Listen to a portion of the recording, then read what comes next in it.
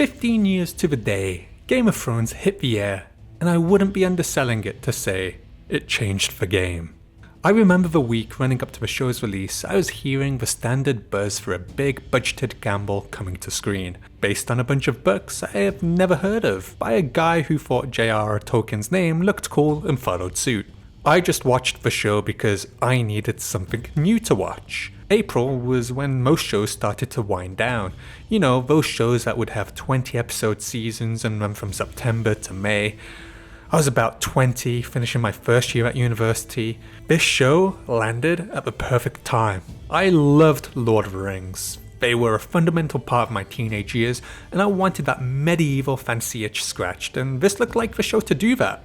So obviously, I did what everyone did at the time. Go to YouTube and look for a trailer, and I found this epileptic seizure-inducing piece. I had absolutely no idea what I had just seen. With no knowledge of the books, these characters were just sprouting one-liners, which in hindsight make perfect sense, but for someone with no knowledge... You killed me. Your brother's a dead man. Stop this madness in the name of your king! I'll kill the whole bloody lot of them until you and I are the only people left in this world. I had no idea what the story was about, but the vibe was interesting, so whatever. Let's just watch the first episode and go on from there. And what an experience that was. Episode 1 opened up with these 3 rangers and this agonizingly long shot of a gate being lifted. They enter into this tiny ice tunnel, which compared to season 4 looks rather small now, but they exit out the other gate and were greeted with the sight of this massive ice wall. It's constantly looming in the background as they split up and start searching. No music, just the sound of the wind and the horse trotting. It's empty, it's unsettling. Then slowly, the music starts to creep in. You could almost mistake it for ambience, but it ramps up as our main character sees body parts scattered around, then makes a run for it before the show cuts back to one of these early White Walker body puzzles that the show never really explains, right? I guess they do it to mock the children of the forest? Homie meets up with his 2 other ranger buddies, and Big Balls decides they're going back to investigate and to nut up or shut up. You want to run away south? Run away. Of course, they will behead you as a deserter. Magically, all traces of the body disappear, but they do find a little bit of evidence, and it's too late for Big Balls because he gets sliced by a demon dude with blue eyes. Intense music kicks in, and this shit is not the stuff I signed up for. I thought it was going to be Lord of the Rings, but this is like a goddamn horror movie, and there goes another dude. And there's his head. What rating is this show? At this point in time, I didn't really know HBO had a reputation for pushing the limit of what you could portray on TV, and boy, was I in for a shock. But before I can properly absorb all of this information, we get perhaps one of the greatest television credit sequences of all times. It's such a brilliant way to showcase the audience where people are placed. At first, it's a lot to absorb, it doesn't make sense, but as you watch each episode, it would focus on areas that the cast were in. The title sequence itself is densely packed with the story of the show, with the bands showing the conquest of Westeros and the fall of the Targaryens. All this information for a new viewer, which means nothing, but there's so much care and attention from the production team, and we've yet to meet any members of the actual cast despite hitting the 10-minute mark. And now we're back. Old chap survived from his time beyond the wall, and what's interesting with the pilot is the little changes and details that get fleshed out later on, such as the small title card for Winterfell and the little musical stinger, which, while Stark-esque, is still different to the more established Stark theme later on.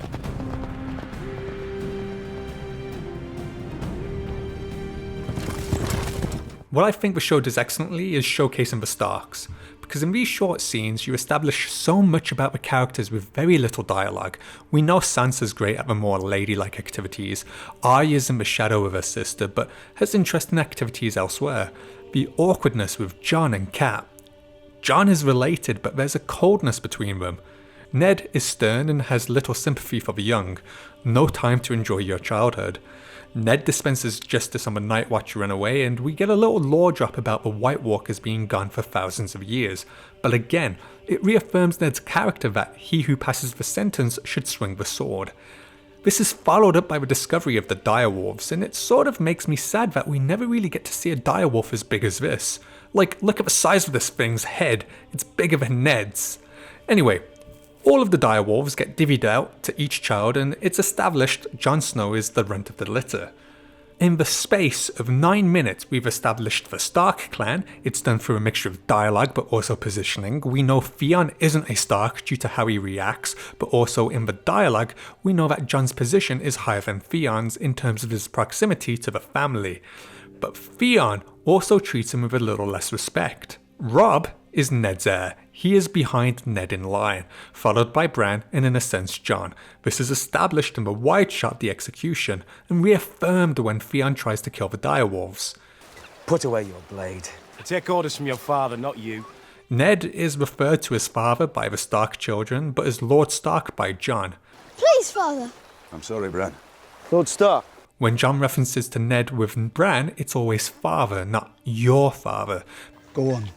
Father's watching.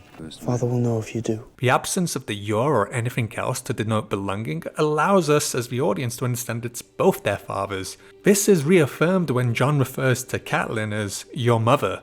And your mother. Along with the actions and the positioning of the characters, it also allows us to understand Jon's a little different to the rest of the Stark children, all without explicitly telling us why. It sounds obvious, but watching it as an audience member without any knowledge of the books, we're getting so much information of a family dynamic, and they absolutely nailed it in 9 minutes. A perfect introduction, and it's not super clunky. The episode then transitions to King's Landing with its little title card denoting it as the capital of the Seven Kingdoms, as if I know what the fuck the Seven Kingdoms is. It's a cool sight, with the Dragon Pit and the Sept of Baelor visible, and these scenes have an orange tint and warmth to it in contrast to what we've seen in the north. Then it cuts to Jon Arryn's wake, vigil, I don't know. The most important part is the introduction of Cersei and Jaime Lannister with some brutal exposition. Whilst the Starks felt more natural in their dialogue and their day-to-day, this is a bit more informative for the audience. As your brother, I feel it's my duty to warn you. You worry too much. And you never worry about anything. It's more the characters telling us than we seeing it naturally. This is likely in response to some of the feedback in the initial pilot where the showrunners were told that the relationship between Jaime and Cersei wasn't clear enough, and hence the real twist didn't sufficiently land hard enough. So they're laying it out thick here, and throughout the rest of the episode. Where is our brother? One minor note, and I'm curious how intentional this is, but as we leave the King's Landing scene, Littlefinger's theme begins playing as the camera and characters focus on Jon Arryn's body.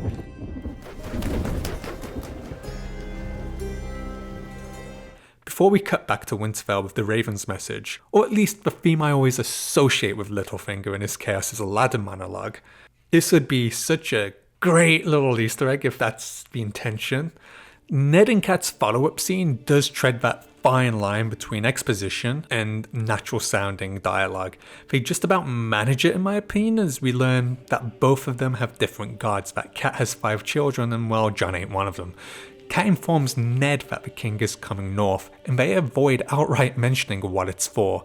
But along with the Lannister scene, you can put it together. Kat's then preparing the north for the king's arrival and speaks about Tyrion Lannister, a man who likes to read and drink. But how much can he drink for a man of his stature? Then Girardi decides to remind everyone that a musical score exists with this banger as the king's caravan arrives at Winterfell. The music is booming, it's powerful, almost larger than life. The man this belongs to must be quite the fucking specimen. Bran is climbing, and we see how good of a climber he is. Kat chastises him for it. Arya manages to make another appearance with a bloody soldier's helmet, once again reaffirming her rebelliousness before falling back into line. Not before shoving Bran out the way though. Finally, Big Bobby arrives, and Sansa and Joffrey share a look which Robb clearly disapproves of. Bobby though, he's not the specimen we expected when we heard that music. But it is the perfect song for him. Much like Mark Addy, he's not got the stature that the 6'6" Buck Bobby demands, but the way he embodies that larger-than-life character makes him feel 6 foot tall at least. The little shit talk between Ned and Bobby always reminded me of Han and Lando's reunion on Cloud City. Intentional or not, that's what it reminded me of before they embrace. The tension of the scene removed as Bobby is introduced to each of the Starks, which helps once again reaffirm the pecking order of the Stark family. I do love how they give Arya all the exposition and the nosy lines pointing out all the Lannisters and then asking where the imp is. That's Jaime Lannister, the Queen's twin brother. Would you please shut up? That's the imp.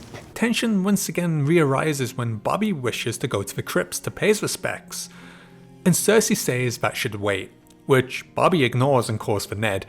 I actually think that's the first or one of the only times outside of Cat that we hear Ned's name. It's also one of the few people who have had close contact with Ned. I mean, we don't see Cat hug him until she has to sleep with Ned out of jealousy to reclaim her man later on.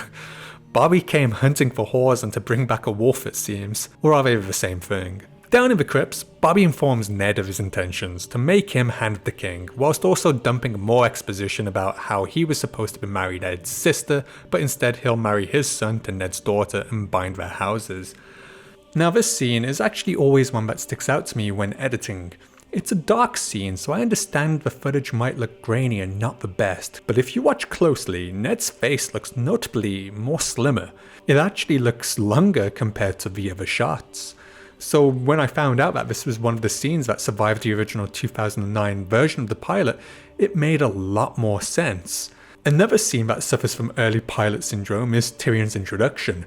It's also our first taste of... not that, but Game of Thrones' infamous contribution to media, sexposition.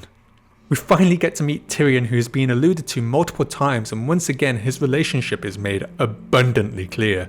That he's the brother to Cersei and Jaime Lannister, and he's also a dwarf. Should I explain to you the meaning of a closed door in a whorehouse, brother? You've much to teach me, no doubt. Our sister craves your attention. One of my favourite transitions in the first episode is the cut between the North and Pentos, where Ned mentions all the Targaryens are gone, and Robert responds with not all of them, then cut to Dany and Viserys. This scene may have also got a note about needing to hammer home the relationship between Daenerys and Viserys so the audience understand they are siblings, which is understandably confusing with how Viserys disrobes Daenerys. Okay, these guys are a little odd, right? And the throne they're talking about is the one Bobby B is currently sitting on, so this show will be about Viserys versus Bobby B and Ned protecting the throne. That's going to be the theme of the show, right? Daenerys goes for a bath and it's scalding hot. A little bit of foreshadowing, but also I'd need a hot bath to cleanse myself if my brother touched me like that. The 6-minute excursion to Essos is another brilliant introduction for the Targaryens. It establishes their objectives, to get back to Westeros, to reclaim the throne. It also shows how they wish to do it, by marrying Dany to Khal Drogo. It establishes Drogo as a threat as an undefeated warrior with 40,000 soldiers at his command, and informs us that Dany is a tool for her brother's use, and speaking of, what a wimp Viserys is. Where's he going? The ceremony is over. But he didn't say anything. Did he like her? He goes from commanding and forceful with Daenerys, disrobing her, to almost losing his shit when Khal Drogo rides off. He's a desperate man and an impatient one. He might look the part of the king, but the way he acts is clearly unhinged, and in contrast to Robert Baratheon, he seems incapable of making friends. He's always above those around him, whilst Bobby will get stuck in at a party. Maybe a bit too stuck in as we return to Winterfell for the feast, and Benjen's introduction, who actually confirms what we've been suspecting as he refers to Ned as Jon's father. It's also another good little intro about the Night's Watch and where Benjen has come from, and if you're able to put together that the big fuck off wall we saw earlier is the same thing as what Benjen is referring to. Tyrion makes his second appearance of the episode, and look, new wig, the salons in the north are top fucking tier, I tell ya. This scene is really good, maybe a little clunky as it confirms Jon Snow's bastardry and really makes it clear Cat is not his mother. Great scene though, really shows a different side to Tyrion to the one we saw earlier, a more buck-savvy one and also a man in a position who's used to talking to people very bluntly from a position of power. Cersei and Cat make some small talk, and Cersei's response is top tier. Is this your first time in the north, Your Grace? Yes. Lovely country. Chef's kiss, no notes, perfect response. Also, the bluntness in which Cersei asks Sansa about if she's bled yet is so uncomfortable. We go from speaking about dresses and all sorts to, have you bled yet, girl? The feast scene overall is actually really well done and edited as it shifts gears and reaffirms characters, their connections and interests and rivalries. Now, at this point, I think the show is fine, it's interesting, I don't fully know where it's going, I can imagine the majority of the audiences are barely keeping up with what's happening, that zombie attack at the beginning feels so far removed from the rest of the episode, only Benjen's brief talk with Ned reminds us of the others and the execution of the Ranger. But the show switches it up and adds more threat to the story of Lysa Arryn's letter to Cat, informing her and Ned of Jon Arryn's death and that he was murdered by the Lannisters. So not only is there the White Walker threat and the Targaryens across the Narrow Sea, but there's a murder mystery to solve to keep Bobby B safe. Jump back to Braavos and we have Dany's wedding to Cold Stone-faced Drogo and the introduction of our final character, Jorah Mormont. It's at this point that I was rather relieved HBO didn't make Lord of the Rings because the breeding of the Uruk-hai would have definitely been a fucking experience. It's definitely cool to see how the crowd comes alive when the Dothraki fight and we get that oh so beautiful line. A Dothraki wedding without at least 3 deaths is considered a dull affair. Dany receives her dragon eggs and for whatever reason my dumbass never even thought these things would ever hatch, all the foreshadowing and nope, right over my head. Before Dany and Drogo ride off, I think the best line about the Dothraki is said. Sir Jorah, I don't know how to say thank you in Dothraki. There is no word for thank you in Dothraki. I think this says so much about the culture of the Dothraki and it's done in one line, absolutely brilliant writing in my opinion, efficient and to the point. Dany gets down and dirty with Khal Drogo with one of the most uncomfortable scenes ever. It's on par with Ramsay and Sansa's scene in my opinion, an awful experience. And we finally reached the end of the episode, and we can tell this is pre-reshot pilot because Tyrion's hair looks awful, Sansa's not crispy enough and is wearing clothes that look unfamiliar, Theon got the bleach out, and Ned's back on the Ozempic. At this point, I'm thinking, you know, this show is alright, I'm curious to where it's going. Bran's climbing the tower, and again he catches 2 people banging. Wait, what the fuck? They're brothers? What the fuck is this? What's going to happen now? Wow. You just killed a kid. The last scene cemented my interest in Game of Thrones. I didn't give a fuck about the ice zombies. I was more interested in the incest and the child murdering because they didn't do that in Lord of the Rings. When you play word association and someone says Game of Thrones, you say incest, then dragons, and ice zombies, but incest first. This shit was completely wild, and it was a great cliffhanger because it switches up from what might have been generic fantasy of having to kill ice zombies to a murder mystery to incest and infanticide. Like, this is edgy Lord of the Rings, and I'm down with that. Before those final 5 minutes, the first episode was interesting and I would have come back, but with those 5 minutes, it was must-watch television. It was probably one of the most shocking things I had seen. Not only was incest rare to see on TV, but shoving a kid out the window to his death was another rarity. Oh god! Oh, that shit was crazy back there, man. Crazy. Killing kids is like killing dogs in films. It just doesn't happen unless you want to see a fucker die. Look at John Wick. People were all on board with his quest for vengeance because someone killed his damn dog. That first episode couldn't have prepared me for the crazy journey I would go on for the next 15 years. Season 1 was the most shocking for me because I didn't know what was going to happen. Until after episode 7, where I googled Ned Stark to find out what the hell Robert's Rebellion was all about and saw that Eddard bloody died.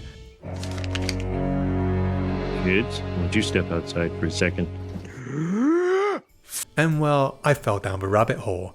Why should I wait week to week? Why should I wait years? Oh my god, Robb dies? Jaime loses his hand? Guess what? I still tuned in every week, year by year. It was just great television. I loved the entire package. There would be pretenders to the throne, other shows trying to hop onto that fantasy TV hype train, but I ignored them. Game of Thrones had a quality to it that was hard to imitate. They had to take so long to get the car on the road that all these shows that tried to cash in just didn't have that R&D time to get the right feel or the budgetary support. I got so many friends into the show and half the fun was rewatching the show with them to see their reactions to major events. A show of such quality that I could rewatch it and still believe it's very much watchable today despite what you think of the ending of the latter seasons. but that's a topic for another time. Season 1 is fantastically made, but still very clearly working within a budget, and I think it struggles at times, but because everything is so great, you sort of let it go.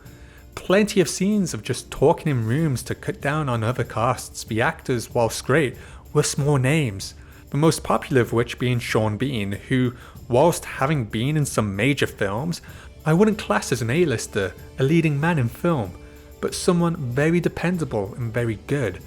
This was just before the time where TV would start to attract movie stars to headline miniseries, that TV could be just as well paying and prestigious as movies. This show launched many careers and breathed fresh life into some, and it's a wonderful thing to see. When the show first came out, it was not the juggernaut that it is today. The premiere was viewed by 2.2 million people, which is a lot of people, but a far cry from the success of The Sopranos, which peaked at 13 million.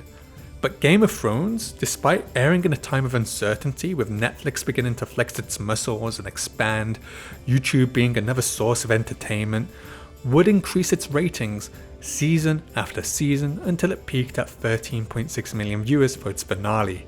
That's an incredible success story for a TV show, to keep growing season by season and not slow down in terms of viewership. Season 1 may not have been the must-watch television for some, but it set a solid foundation for the following seasons to be built on. Nobody wanted to be spoiled because the twists and deaths oftentimes would be massive, and you wanted to see it, along with a bunch of random people's reactions in bars too. The first season may not be my favourite, but it doesn't mean I didn't love it. I'm glad it reached for success and helped bring mammoth budgets to TV for episodes like Battle of the Bastards, of which its quality would have been impossible to do on TV in previous decades. Anyway, that's enough of me fawning over Game of Thrones. I wish I could go into depth with each of the other episodes, but the rest of the video is generally how I felt when watching the episodes when they originally aired. The memory of watching them in my bedroom on a tiny square-shaped TV is fresh in my memory. So the episodes roll by and things heat up, the drama ramps up. For whatever reason, I think it's pretty clear to those who know me, Jaime was my favourite character. The dude's here just to rile up everyone and piss in their cereals. When Tyrion calls for a champion and names his brother, everyone shits their pants. He just seemed like someone who couldn't really be fazed and had that aura to him. Tyrion was also another early favourite. Much like Jaime, he sort of said how it was, and they were fun characters to follow because they trolled people or educated them. When I think back to season 1, I never really thought it was a show that had a lot of cliffhangers, but I was goddamn wrong. Episode 2 ended with Lady dying and Bran's eyes opening in Winterfell. Great! Now I need episode 3 because the little Cretting's going to rat out the sibling fuckers. Also, fuck Joffrey, of course, he's a product of incest, the little shithead. Viserys is fucking unhinged, crazy bastard. Okay, he has to walk now. Sucks for him, but good on Dany for putting him in his place. Oh, Arya learns to fight, cool. But why is Ned looking like that and why is the sound all weird? Ah, nice. Jon Snow's settling in at the war and he's making friends. And holy shit, who's this dude? He just murdered a guy at a joust. Wait, Cat, why are you attacking Tyrion? What? Credit, for fuck's sake, I need episode 5. Oh, but Mountain Bat Rider's gonna kill another dude. Oh, he lost. Huh. Oh fuck, he's pissed. My god, he just killed a horse. And now it's like Godzilla vs King Kong. That was wild. Oh, and Cat's sister's a bit weird. Bobby's mad. Oh, bit of sucky, and Jaime just killed Ned's homeboy. And now Ned has a spear in his leg. He's so dead. Well, okay, I guess he's the main character. He has to live to return Tyrion. Bit lame, but cool fight. And we've returned the status quo in Ned's hand again. Okay, a bit of a weird rug pull and reset, and Dany is eating a horse's heart. Gross. Making the hate. Hilarious. Who's Tywin Lannister? And Ned wants Gregor arrested and Tywin to answer for his bannerman's crimes? Okay, interesting, I think. Oh man, Tyrion's trial. I hope this goes well. Bron's funny. He said that funny line. Give me 10 good men and some climbing spikes. I'll impregnate the bitch. And he did well fighting those mountain dudes. Oh, Ned knows. Well done. Damn. And there's still more to go. How's Viserys going to get out of this? Like, these guys don't fuck about. I mean, I guess I can't spill blood, but they just melted his head. Whoa. Bro, I can't believe they just killed Viserys. Viserys was the first death that felt like a main character, and they offed him in episode 6. This is the type of stuff I expected in a finale, but they just dusted the dude for the episode ending. And damn, Tywin Lannister, what an introduction. He left Jaime speechless, he put him in his place, and he don't fuck about. I roll with this guy, he's pretty badass. Oh, another reminder that I can't watch this with family, please. No one walk into my room with this scene on. And Robert's dead. No fucking way. Damn. Some dude just tried to kill Dany, but Jorah stopped him. Oh, poor Jon. This dude's such a dick to Jon. And who's Stannis? Have we saw him yet? No, Ned, I don't think you should trust this dude. Damn. Drogo is badass. That was such an epic speech. I can't wait till they get the boats and sail to Westeros. Oh, and Ned and the boys are here to lay down the law. Let's fucking go. And for fuck's sake, Littlefinger, you little fucking rats. And from there onwards, I knew the fate of many characters. Although Dany's dragons hatching and Jon's journey into the north was a genuine surprise, I'm glad I still saved those. But man, I'd be lying if I said I didn't love the TV show. It meant so much to me and had such a huge impact. What about you folks? Do you remember your first time watching Game of Thrones? How you felt about it?